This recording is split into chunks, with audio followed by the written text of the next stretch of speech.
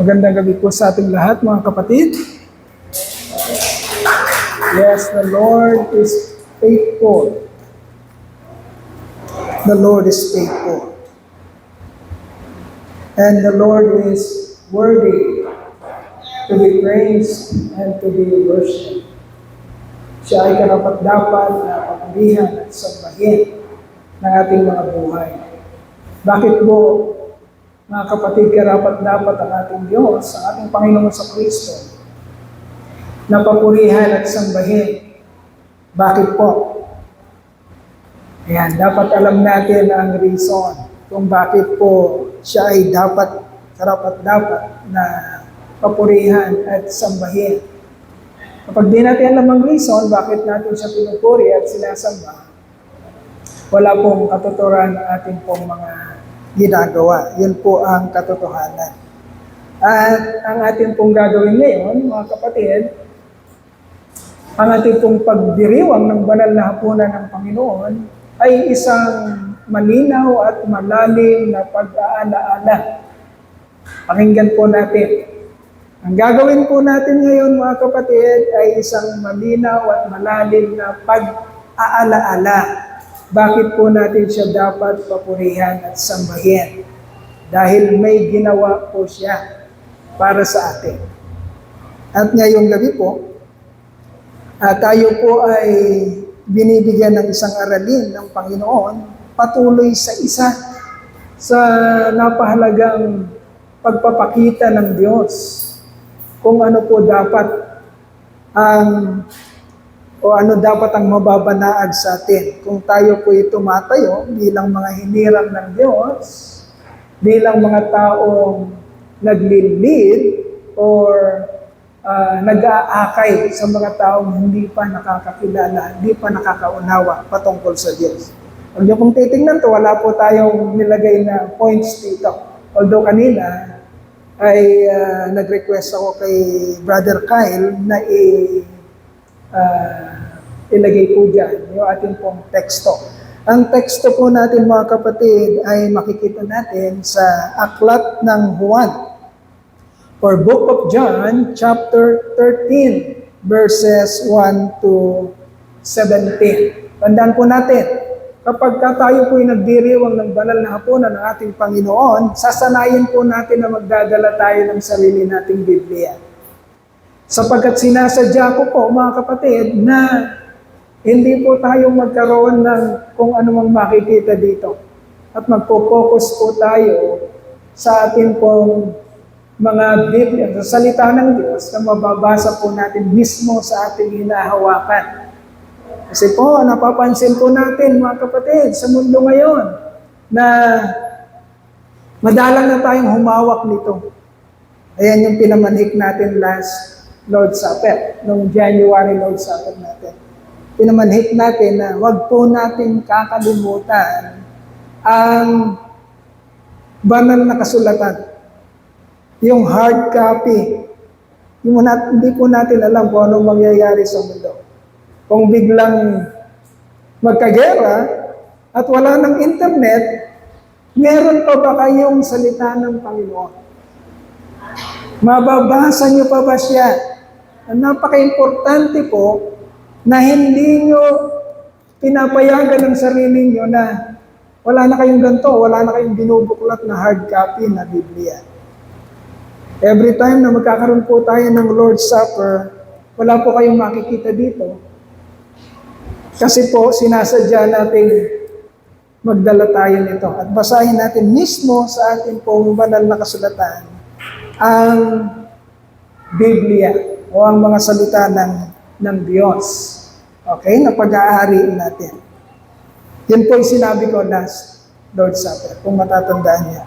At lagi po natin i-apply yun, gagawin yun. Every time na magkakaroon po tayo ng Lord's Supper, bring your hard copy Bible.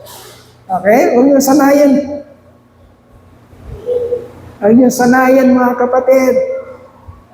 Sinasabi ko sa inyo katotohanan. Huwag niyo sanayan ang sarili niyo sa isang application na pwede isang araw ay mawala. Okay?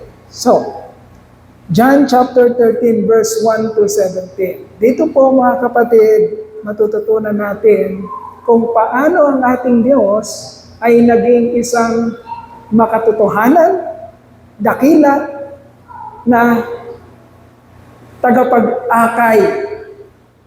Okay? A true leader. Tunay na leader.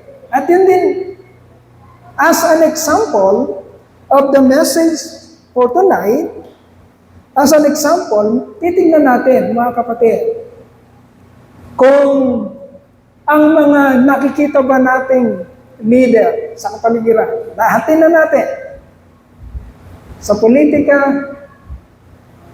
sa school, sa ating mga tatay, sa ating mga magulang, sa mga pastor, sa mga religious leaders na makikita natin, sila ba ay umaakma, mga kapatid, doon sa example na ipinakita ng ating Panginoong Jesucristo? Or, ginagamit lang nila ang kanilang pagkakataon, ang kanilang otoridad, listen very carefully, para sa sarili nilang interes at kapakinabangan. Okay? Tignan natin kung ano ang matututunan natin sa ating Panginoon sa mga talata ng Juan o aklat ng Juan, Kabanata 13, mga talatang 1 hanggang 17. John chapter 13, verse 1 to 17. And we will read. It was just before the Passover feast. Jesus knew that the time had come for him to leave this world and go to the Father. Having loved his own who were in the world, he now showed them the full extent of his love. Pinakita niya ang sukdulan. Sinisimulan na niyang ipakita ang sukdulan ng sinasabi niyang pagmamahal. When Jesus said, I love you, mahal ko kayo, tingnan natin kung paano niya pinatunayan yun at pinakita yung pinagmamalaki at sinasabi ng Panginoon na mahal ko kayo. Okay? Ito yung simula, itong gabi na ito, mga kapatid. The Lord's Supper. Ito yung gabi na yun. Yung huling hapunan ng Panginoon. Nang ipakita niya, shown to the disciples. And of course, sa panahon natin ngayon, dahil nababasa natin ang istorya, the full extent of His love, ang sukdulan ng kanyang pagmamahal. The evening meal was being served, and the devil had already prompted Judas Iscariot, son of Simon, to betray Jesus. Jesus knew that the Father had put all things under His power, and that He had come from God and was returning to God. Ang isang pagkakaiba ng Panginoon sa ating mga kapatid, si Jesus Christ, He knew exactly kung kailan siya mamamatay. Okay? Si Jesus Christ lang yan. Tayo hindi natin alam kung kailan tayo mamamatay. Siguro nanginginig tayo ng todo pag alam natin kung kailan yung araw na mamamatay tayo. Baka hindi na tayo makakain, parang yung mga Sicilia Electrica, yung opera ng mga masasarap na pagkain, hindi na talaga sila makakakain. Dahil alam nila, mamamatay sila sa kinabukasan. Wala nang gana, hindi na makapag-isip ng matino.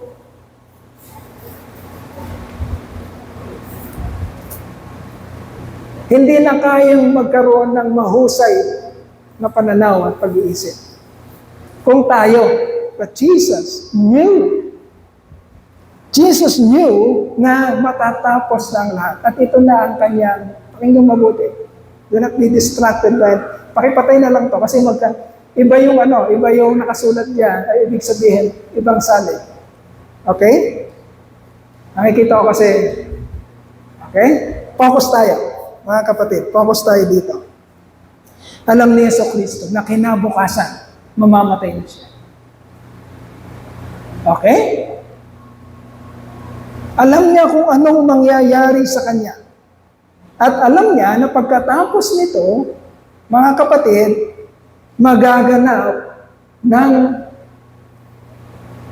in full extent ang kanyang pagpapakita ng pag-ibig at magaganap na ang kalooban ng Diyos para sa kanyang mga hinirang dahil sa kanyang kamatayan.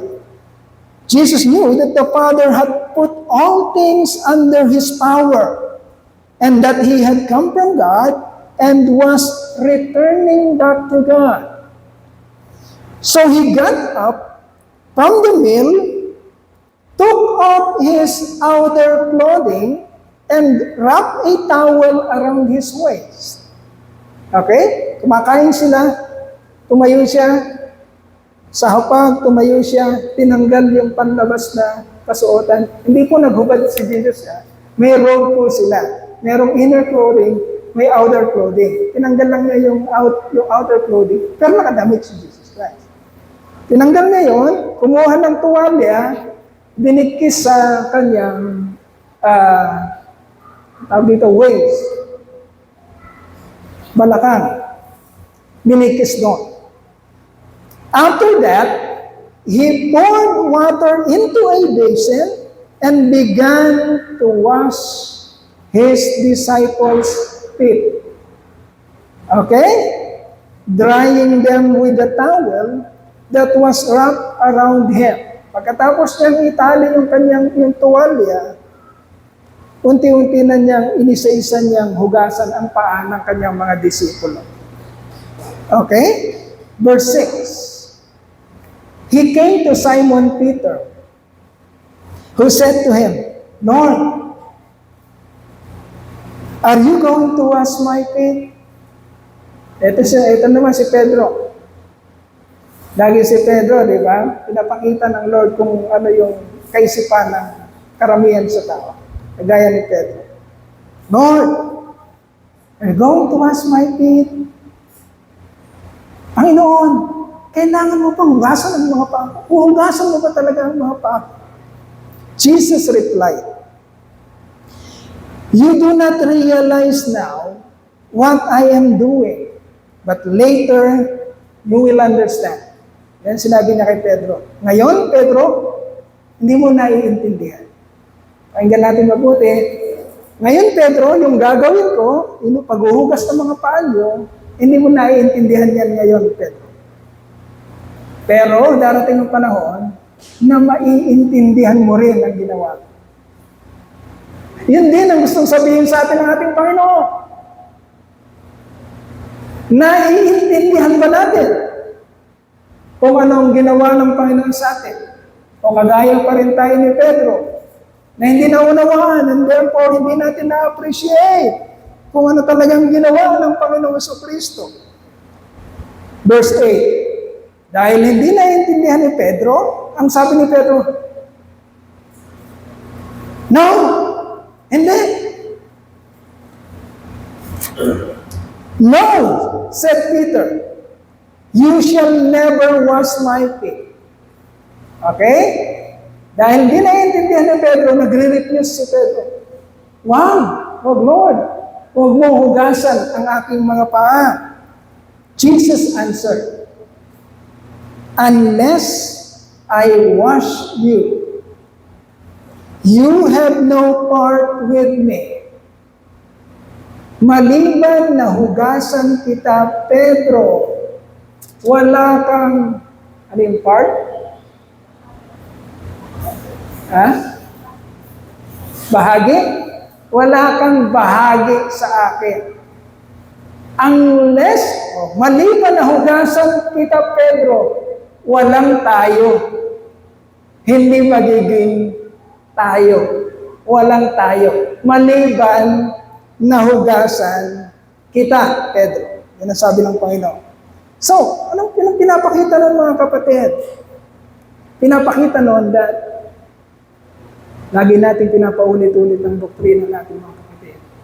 Pinapakita ng mga kapatid that unless God intervene, maliban na ang Diyos ay makialam sa iyo, sa buhay mo, wala kang o hindi ka maliligtas, you cannot be saved, you cannot be forgiven, you cannot be cleansed. Okay? Sabi ng Panginoon, unless I wash you, Peter, maliban na hugasan kita. Ano ibig sabihin nun? Hindi kayang hugasan ni Pedro ang sarili niya. Okay?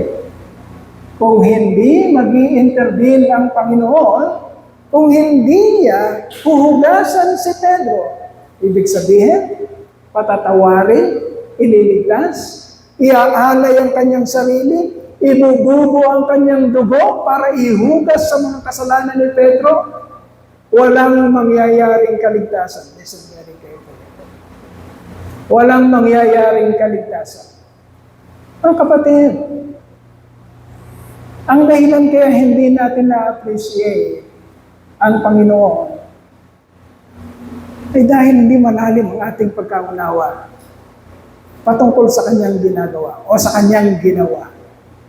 Nananatili tayo parang si Pedro na laging pinagsasabihan ng Panginoon, na laging pinagwiwikaan. Ngayon, hindi mo naunawaan. Pero darating ang panahon mo, unawaan mo. At pag naunawaan mo, tunay kang magpupuri at tunay kang sasamba sa Espiritu at katotohanan.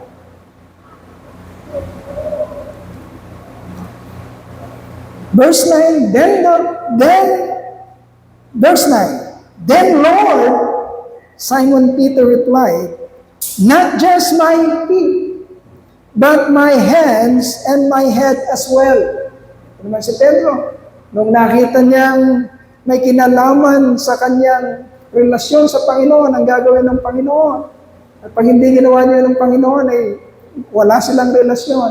Ito naman si Pedro, i-extreme naman niya.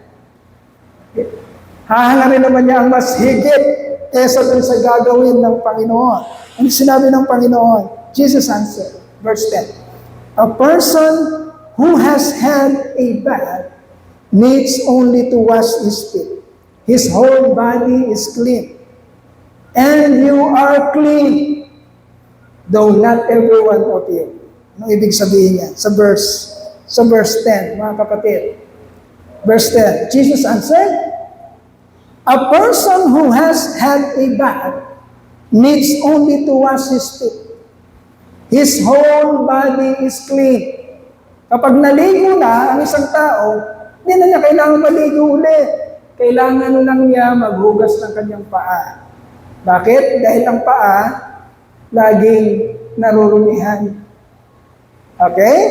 Narurumihan ng paa, pagka ikaw ay lumabas, narurumihan. Ngunit naligo ka na, kaya hindi mo na kailangan maligo ulit. Ang kailangan mo nang gawin ay hugasan ang iyong mga paa. And you are clean, Peter. Sabi ng Panginoon. Ano ibig sabihin nun? Anong tense yung you are clean? Is it past tense? Present tense? And you are clean. Malinis ka na, Pedro. Tama ba? Yun ang Tagalog. Malinis ka na, Pedro. Okay? Jesus just told the secured position, secured status of Peter when he said to Peter, you are clean. Malinis ka na, Pedro. Ang tanong dito, sandali. Namatay na ba ang Panginoong Jesucristo? Nagdugo na ba siya ng dugo dito? Napako na ba siya sa krus nung pinagdiriwang ang huling hapunan? Ito yung sinasabi natin kapag tinitignan natin yung konteksto ng salita ng Diyos. Di ba ang paniniwala natin, kailan tayo nalinis, mga kapatid? Kailan? Noong ibinigay ng ating Panginoong Kristo ang kanyang buhay. Nung sinabi niya, it is finished, naganap na. Yung time na yon, nalinis tayo.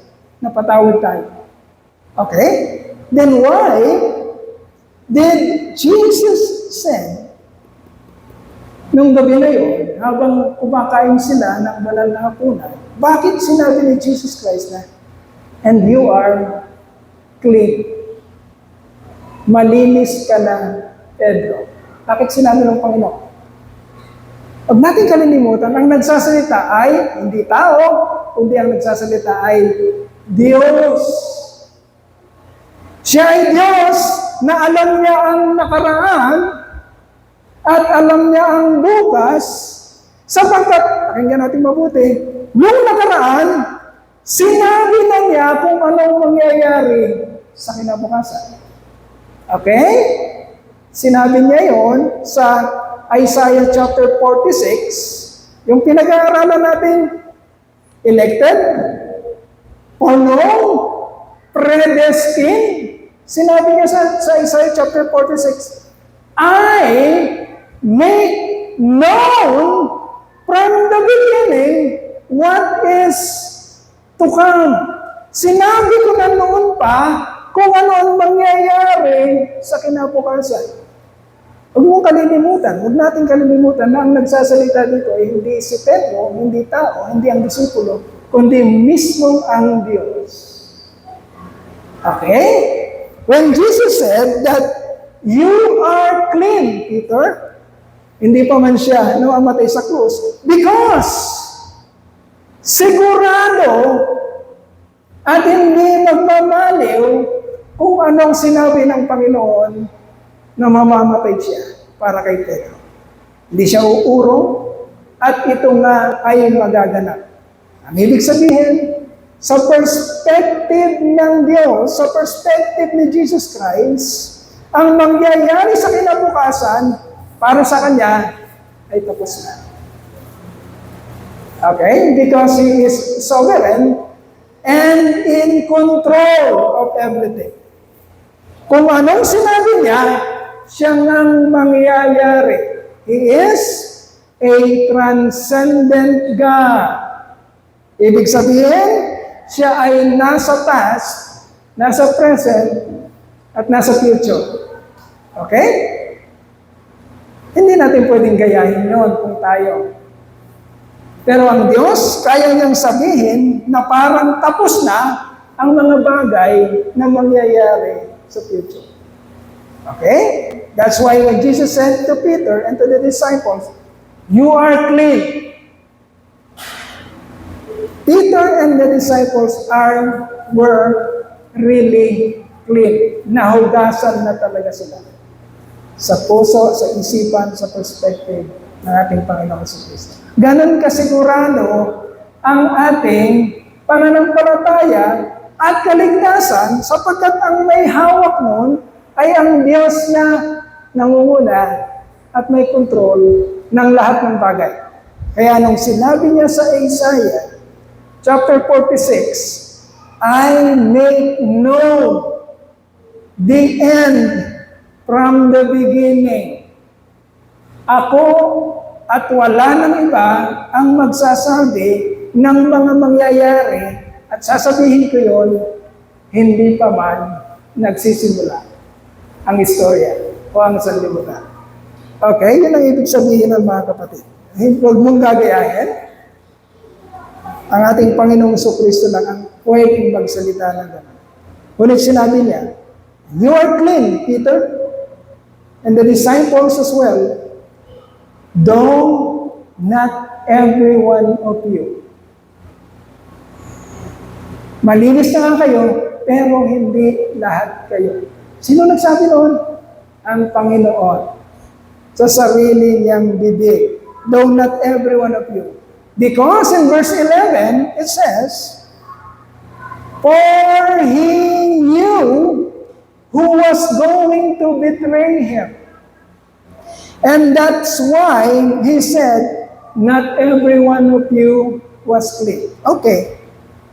So nakita na, o alam na ng Diyos kung sino ang betray? Magkakanulo sa kanya. Okay? Alam na niya. Kaya sinabi niya, kayong 11, malinis. Pero hindi lahat kayong 12. May isa kasi na magtatatwa sa akin. Alam na ni Jesus ang storya. Alam na niya, sapagkat mababasa natin yun sa Acts. Yung napaka-importante mga kapatid na kinakalkal ng katotohanan. Kasi kung hindi nyo kinakalkal ng katotohanan, pwede kayong masway ng iba't ibang paniniwala. Pwede kayong masway ng mga salitang hindi naman nakabase sa katotohanan. Okay? For he knew who was going to betray him. And that's why he said, not every one of you was clean. Verse 12. When he had finished washing their feet, sundan niyo mga kapatid, when he had finished washing their feet, he put on his clothes and returned to his place. Do you understand what I have done for you? Ito na naman tinanong niya. Listen very carefully. Tinanong niya naman niya ang kanyang mga disipulo.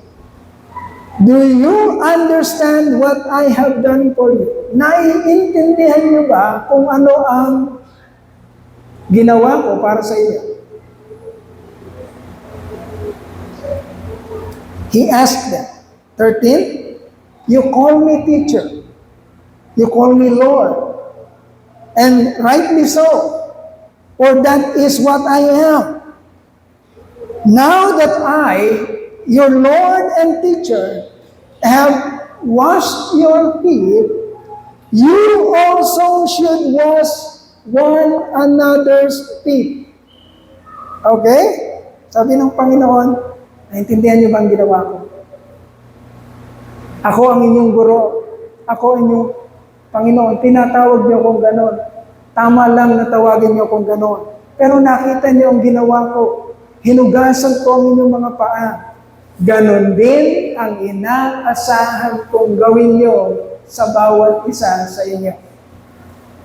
Wash each other's feet. Magpatawaran kayo.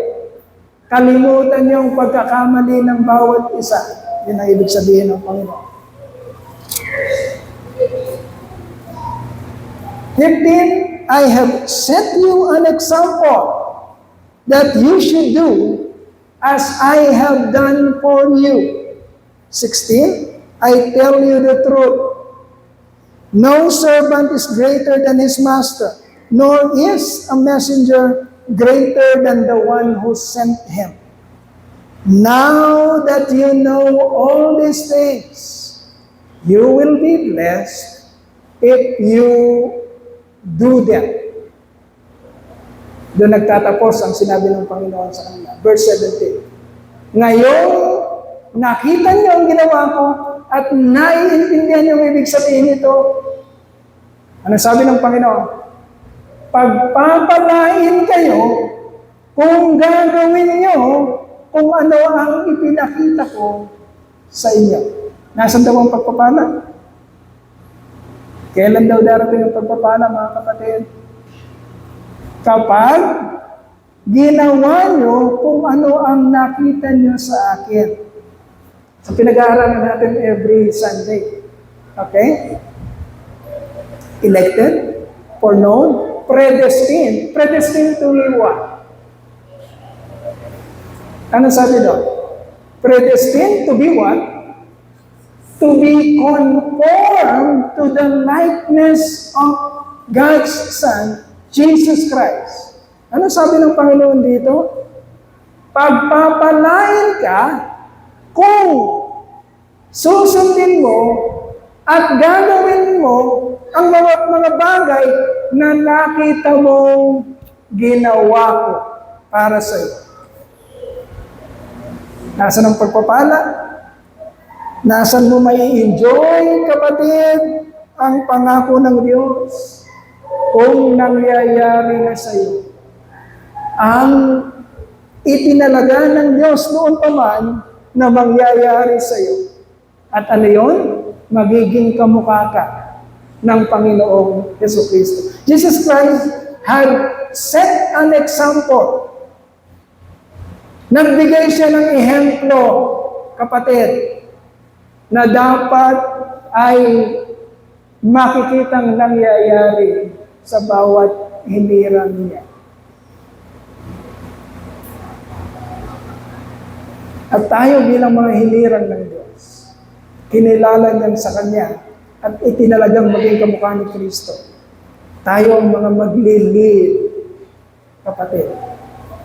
Maglilid sa mga taong hindi pa nakakaunawa at nakakakilala sa Panginoon sa pamamagitan ng isang buhay na kagaya ng sinet na example ng ating Panginoon. Hindi matutunton ng tao ang Diyos at hindi nila makikilala ang Panginoong Jesucristo kung wala silang makikita at maririnig na kagaya natin na nagiging kamukha ng ating Panginoon Jesucristo. Okay? The mark of true leader. If you are an elect of God, you will be a leader. Hindi lang si pastor ang leader. Tandaan niyo yan, mga kapatid. Hindi lang po si pastor ang leader sa isang iglesia. Hindi lang po si pastor ang leader. Kapag nasa lansangan na kayo, nasa school kayo, katabi niyo nakikita kayo ng mga kaklase niyo, nasa work kayo, nakikita kayo ng mga workmates niyo, kapatid, nagli-lead kayo. Ang ibig sabihin, ang buhay niyo ay nagli-lead o nagpapakita para matunton nila ang Diyos at ang Panginoon Jesucristo. Okay? Kung elect ka, kung kinilala ka ng Diyos, kung itinalaga ka, pag tinignan ka ng mga hindi mananampalataya o hindi pa nakakakilala sa Panginoon, nililid mo sila papunta sa Diyos, sa Panginoong Jesucristo. Ganun pa nangyayari? Nagagamit ba ng Diyos ang buhay bilang leader papunta sa Panginoon? And there are 3 tests. Tatlong, ano yung test sa Tagalog? Huwag yung pagsusulit, ha? Ano yung test? 3 tests of a good leader. Tatlong 3 tests of a true leader. Hindi ko na na-google yung ibig sabihin ng test. O tatlong pagkakakilanlan o test of a true leader. How a leader uses, responds, utilizes these 3 aspects, 3 key areas of his life, her life, as an elect of God. Okay, kapag kapatid, ang ating example ay yung Panginoong Jesucristo. Kung ano yung nabasa natin ngayon, leader siya, tinatawag siyang guro, tinatawag siyang Panginoon, pero anong ginawa niya? Hinugasan niya ang paa ng kanyang mga tagasunod. Nagpakababa siya, nagsakripisyo siya, to the point of death. Pinakita niya kung paano siya nag-lead. At sa tatlong aspeto, sa tatlong area ng buhay, malalaman mo kung ang leader mo ay makatotohanan o mga leader na padala ng kalaban ng Diyos. Okay? Tatlong area. Authority, power, paano niya ginagamit yun? Fame, kasikatan, popularity, paano siya nagre-respond? And then, fortune, wealth, riches, tangkilik, prosperity. Okay, number 1. how a leader uses his power, his authority. Paano niya ginagamit? Tumatayo kang leader. Ginagamit mo ba ang kapangyarihan mo para i-exploit? Ano i-exploit sa Tagalog?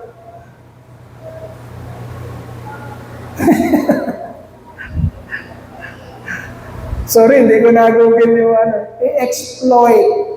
Yung ginagamit mo ang kapangyarihan mo para abusuhin. Yan. Abusuhin yung mga kapatid mo na unsuspecting. Kasi para sa kanila, dahil leader ka, dahil pastor ka nila, o leader ka nila, authority ka, susunod lang sila ng susunod sa kung anong sinasabi mo. Ang isang leader ba ay ginagamit ang kanyang kalalagayan para ma-exploit niya, maabuso niya ang hindi nakakaramdam ng mga miyembro o mga nasasakupan. Okay? Ginagamit ba niya ang kapangyarihan niya para sa sarili niyang interes? Gaya ng mga naririnig natin ngayon. Maraming mga taong nadadaya, powerful delusion of leaders. Ini-exploit ng mga leader nito ang mga kalagayan ng mga mapagtiwala at hindi nagsususpect ng mga miyembro. Nagagamit ng leader ang kapangyarihan para gahasain ang kanyang nasasakupan, karumal-dumal na mga bagay, na makuha ang kayamanan ng kanyang mga nasasakupan, nabubuhay sa isang kalagayan ng mga leader na ito na nakakahiya sa Panginoon. Ang Panginoon ang may-ari ng lahat ng bagay. Pero nagpakita siya ng isang ehemplo. Saan siya pinanganak? Sa Sapsapan. Meron bang bahay ang Panginoon nung nabuhay siya for 33 years na magara? Wala. Sabi niya, mabuti pang taxes. They have hope. Para itago ang kanilang mga bumbunan. Sabi ng Panginoon. Ngunit ang anak ng tao ay wala man lang masilungan. Siyang may-ari ng lahat ng bagay. Pero hindi siya nagpakita. Hindi niya ginamit ang kapangyarihan para exploit ang sangkatauhan. Okay? Anong nakikita natin ngayon? Paano niyo papaniwalaan ng mga leader na ginagamit ang posisyon para makuha kung anong gusto nila at ang kanilang naisin sa kanilang mga nasasakupan? Maging matalino, mga kapatid. Maging matalino. How a leader uses his power, authority, or force to exploit the ministry and the unsuspecting follower for his own interest and pleasure. Number 2, fame. How a leader responds. Dahil ang leader siya laging tumatayo, walang magawang iba, dahil ang leader lagi siyang tumatayo, dahil ang leader nakikilala, paano nagre-respond ang leader kung nakikilala na siya?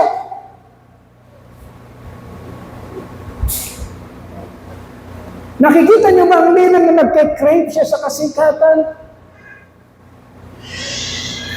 Na lagi siyang nagdidemand ng accolades, praises, glories. Gusto sikat siya. Gusto wala ibang sikat kundi siya.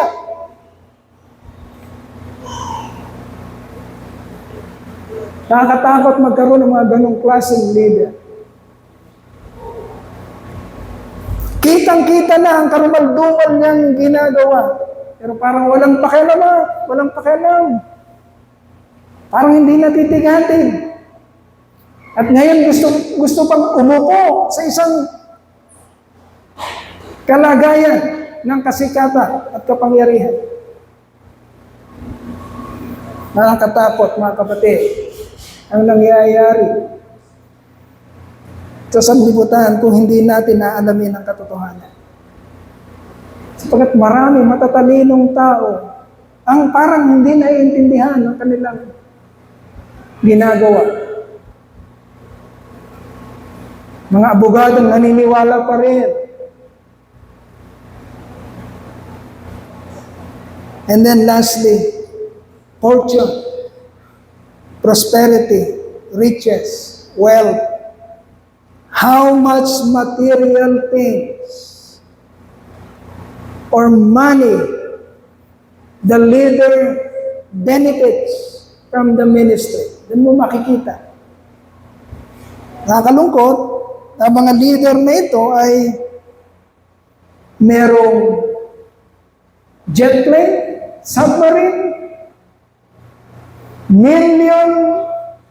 multi-million na bahay, samantalang ang mga mahihirap nilang mga miyembro ay isang kusing na lang ibibigay pa sa kanila, ngunit mabubuhay sila sa karangyaan.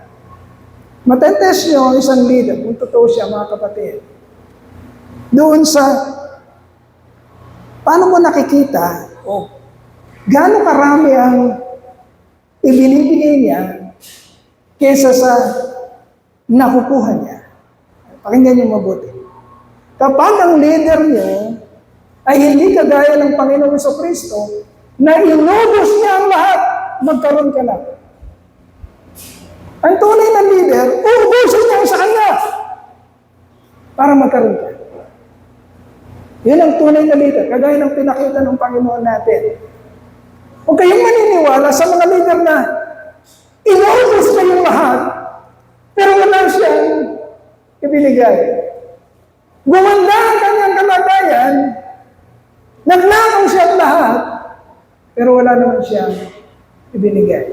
Yun ay isang test ng tunay na leader. Kamukha ba siya ng Panginoon sa Kristo? Gaano karami ang hinahakot niya sa amount na as compared sa amount na ibinibigay niya. Okay?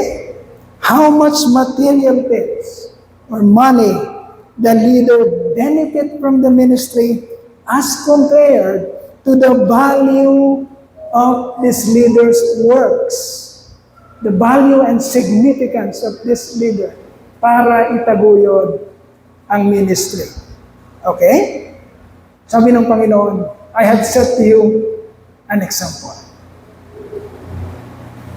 At napaka-importanting maintindihan natin kung ano yung example na yon habang tayo ay umaalala sa banal na hapunan.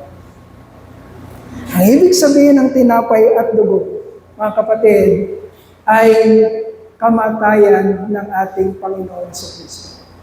Ibinigay niya ang lahat. That is a sign of a true leader.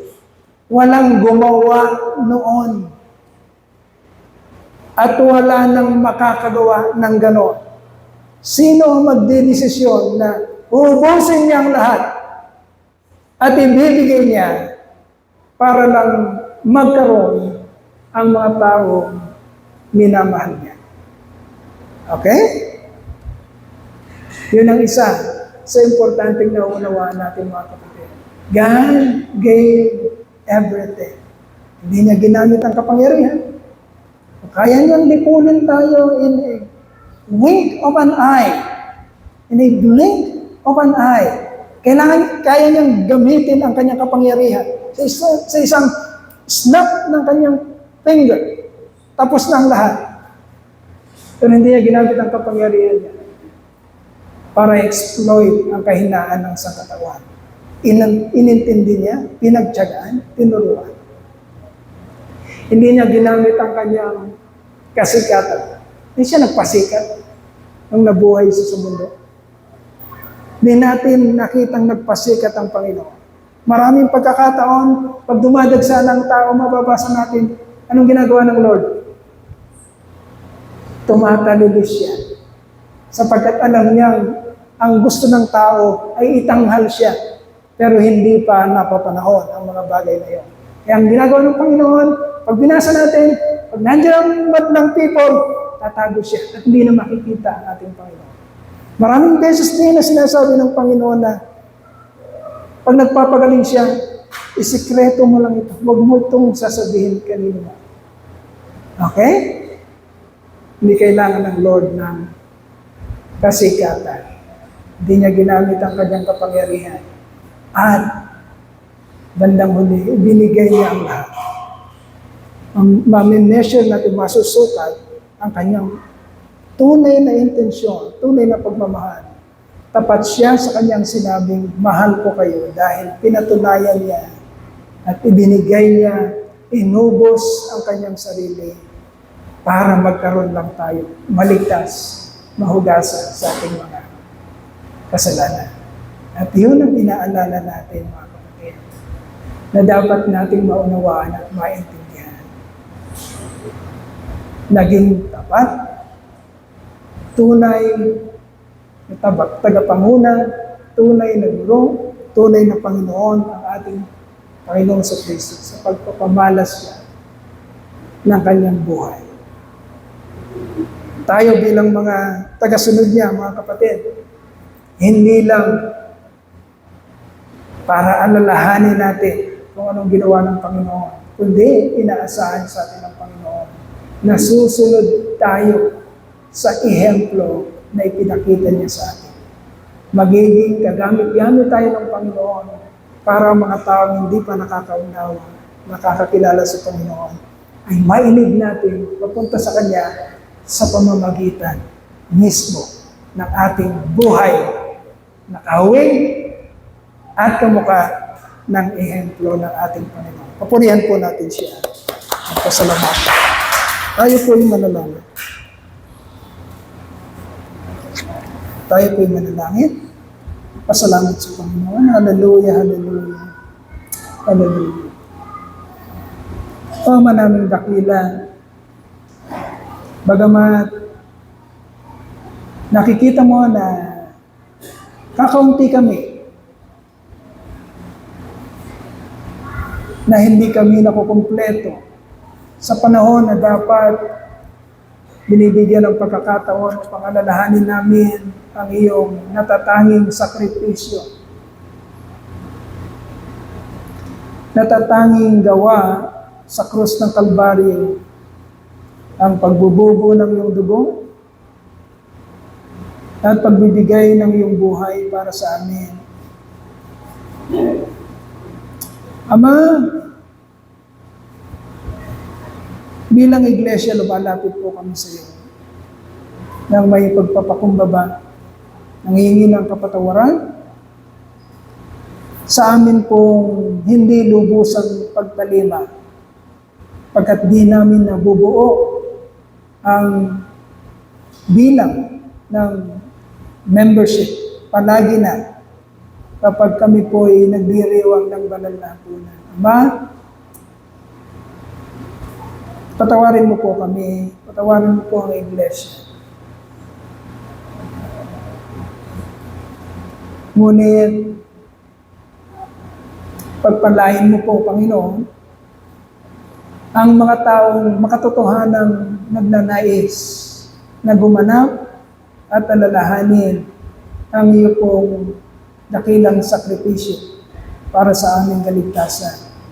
Ama, nandito po ang iyong mga anak na nagdesisyon dumulog sa iyo, pumunta upang makatotohanang alalahanin ang inyo pong pag-ibig sa amin. Itaguyod mo po sila. Patuloy na pagpalain. Ama, sa amin po'y igawad mo ang